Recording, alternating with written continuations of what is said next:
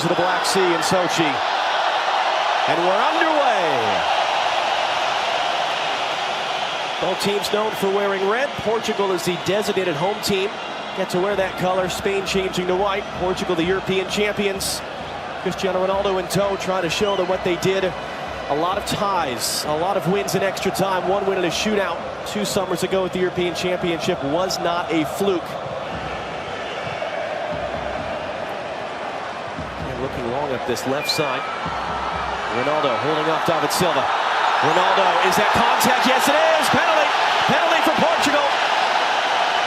Barely 2 minutes on the board. Gianluca Rocchi points to the spot. He is being checked, as are all these match-critical decisions in the VAR room in Moscow against David De Gea, Premier League goalkeeper of the year the last 4 seasons with Manchester United.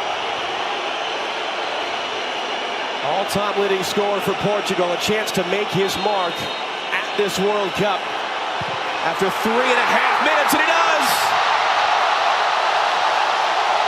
Will this be his World Cup?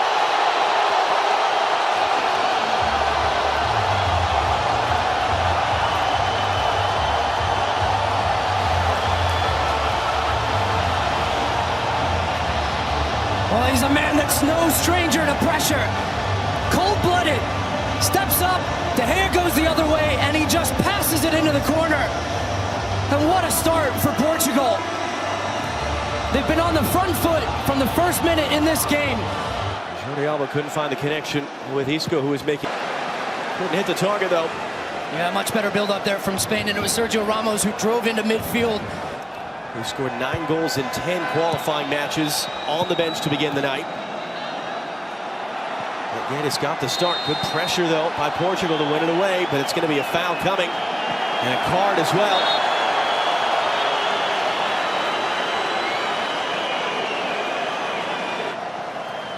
He's back into the middle, though, and a late charging tackle to break it up. That was a long run back for Jordi Alba. Guerrero. Low and hard in the corner. And you see right there, there is a check from the referee and from video assistant. Pepe is still down. This is what they're looking at. Check over, they say. Spain has been denied a go-ahead goal by a matter of inches. Well, and Jordi Alba in the follow-up here, he stops and he's looking at the assistant referee for a decision. You see him pointing to his watch. That's where he gets the goal line technology decision. He's offside, so he would have been offside either way, but that is close. A thunderbolt there from Isco. BernardoSilva. Diego Costa, Isco's running in the middle, trying to play there. Trying to cap off his incredible career with a big moment in a World Cup. Just rolled it wide. And what a spell of play. Little flick around the corner. Diego Costa, that cues Jordi Alba to go. He's all the way to the end line, and he decides to cut it back. And Iniesta just catches across this one. I think it just took the slightest of touches there. Jose Fonte got a shot away. Comfortable stuff for Rui Patricio to make his first save of the night. Well, great little pass here from BernardoSilva. The weight on the... Isco has a little look over his shoulder to see where Fonte is. Cuts back on the left foot.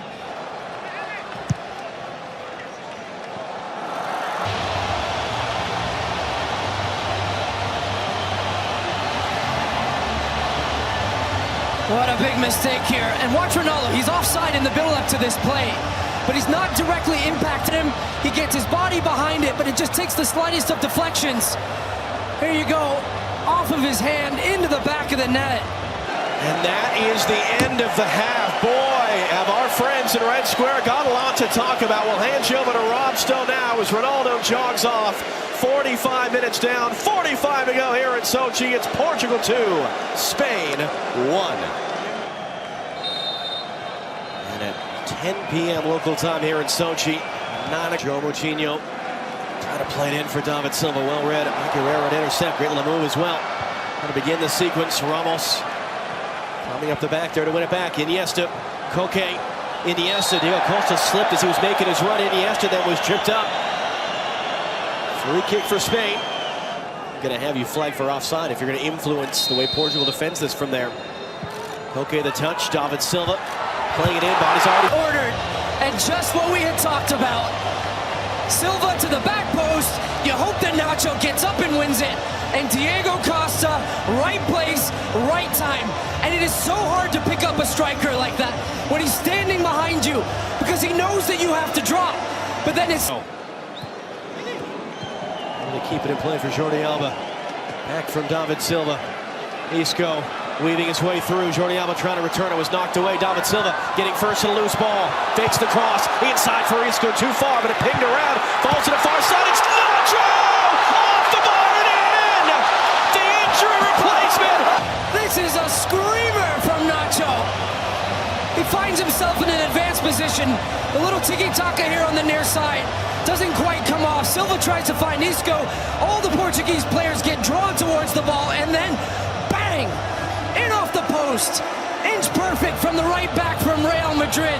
Just cuts across it, and you see it bending in towards that right post.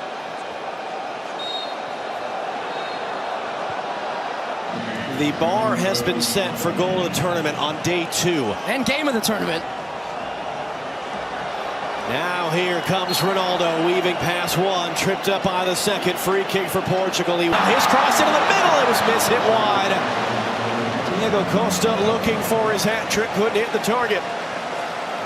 2 a.m. Pacific should be perfect for a few people, just getting in from the bar. For Quaresma outside of the foot. Sounds like you're directing that comment at specific people, but... Let's see if Portugal now, John, with 12 minutes to go, can they dig a little bit deeper?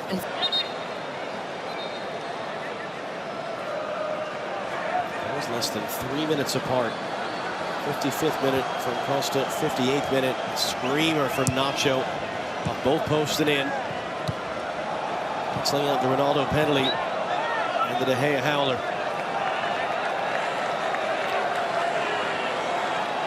We barely said Ronaldo's name in the second half. Right in Cristiano Ronaldo range. So we'll dip inside the last 4 minutes of normal time. And the opening night for them at the World Cup as European champions.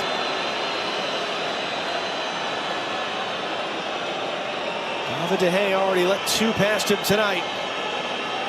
It's to play! It's 3-all!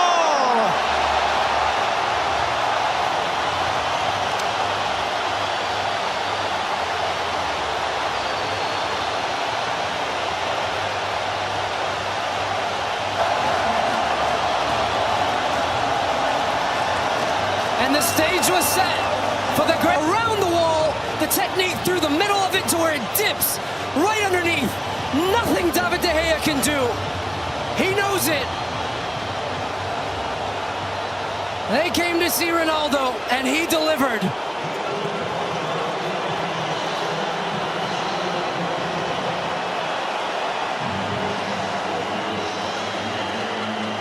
He's done that. There's no chance, based on the last 25-30 minutes, John, that Portugal should even have had a chance right now.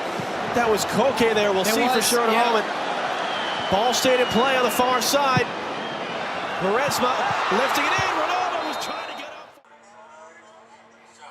What if I told you that one match could completely redefine the legacy of an entire generation? Not because of a trophy, not because of one magical goal, but because of who stands on the opposite side. Portugal versus Spain isn't just another football game. It's two neighboring nations with decades of rivalry, world-class talent in every position, and two completely different football philosophies colliding on the biggest stage. One side believes in control, the other believes in moments. One side wants to dominate the ball, the other wants to punish every mistake. And when these two meet, history says absolutely anything can happen. For Portugal, this could be Cristiano Ronaldo's final opportunity to eliminate one of football's greatest rivals on the world's biggest stage. For Spain, it's another chance to prove that their new golden generation isn't just the future, they are already the present. So the question is, who actually has the advantage? Let's dive in. Every great football rivalry has a story. Portugal versus Spain isn't built on hatred, it's built on respect, mixed with decades of unforgettable battles. Think back to the unforgettable World Cup classic when Cristiano Ronaldo produced one of the greatest individual performances ever seen against Spain, completing a stunning hat-trick with a breathtaking late free kick. Then there were tense knockout matches decided by tiny moments, penalty shootouts, late winners, games where one mistake changed everything. That's why predicting this fixture has always been almost impossible.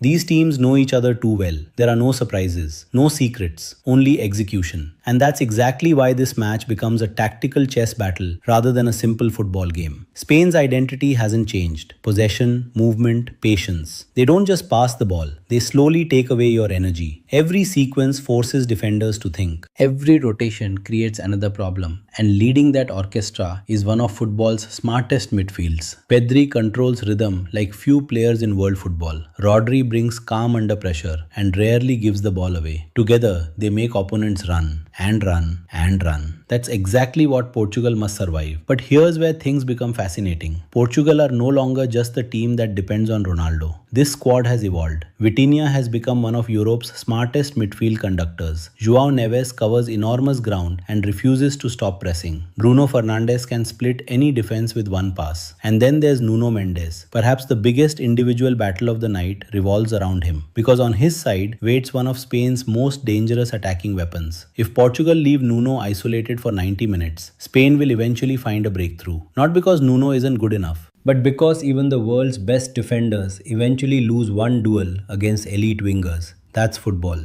Which raises the biggest tactical question. Should Portugal attack with full freedom or sacrifice attacking flair to protect their defensive shape? Many fans naturally want their most creative lineup. But knockout football rarely rewards the most exciting team. It rewards the most balanced one. That's why defensive discipline could become Portugal's greatest weapon. Imagine quick recoveries, fast counterattacks, explosive transitions. Instead of fighting Spain on their terms, Portugal could force Spain into uncomfortable situations. Every turnover suddenly becomes dangerous. Every misplaced pass becomes a sprint toward goal. That's exactly how underdogs become champions. And speaking of Ronaldo, no matter what critics say, his influence stretches far beyond goals. His movement still attracts defenders. His presence changes defensive positioning. Young teammates gain confidence simply because he's standing beside them. Even if he doesn't score, he changes matches. But here's the uncomfortable reality. Can he still play an entire match at maximum intensity? Modern football demands constant pressing, relentless running, high-speed transitions. Managing Ronaldo's minutes could become one of the biggest decisions of the night. Substitute him too early, fans criticize. Leave him on too long, the team could suffer physically. That's pressure few managers would envy. And while everyone focuses on Ronaldo, another battle could quietly decide everything: the midfield. Because whoever controls that area usually controls the match. Can Portugal disrupt Spain's passing rhythm? Can João Neves match Rodri's intelligence? Can Vitinha dictate tempo against Pedri? These aren't just individual duels. They are battles that determine who spends more time attacking and who spends the night chasing shadows. But football never follows the script.